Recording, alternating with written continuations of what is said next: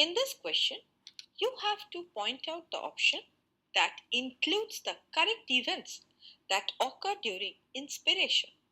Now, event A, contraction of diaphragm. This is correct.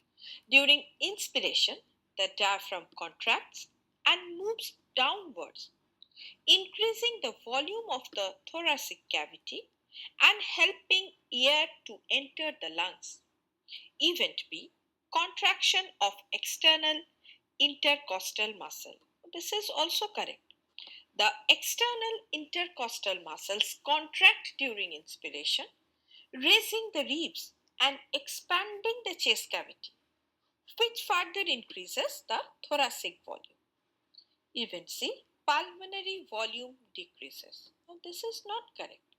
During inspiration, the pulmonary, that is the lung volume, increases as the thoracic cavity expands, thus allowing air to flow into the lungs. Event D, intrapulmonary pressure increases. Now, this is also incorrect. During inspiration, the intrapulmonary pressure decreases. That is, it becomes lower than the atmospheric pressure, which causes air to flow into the lungs. Increased pressure would result in air being expelled and not inhaled.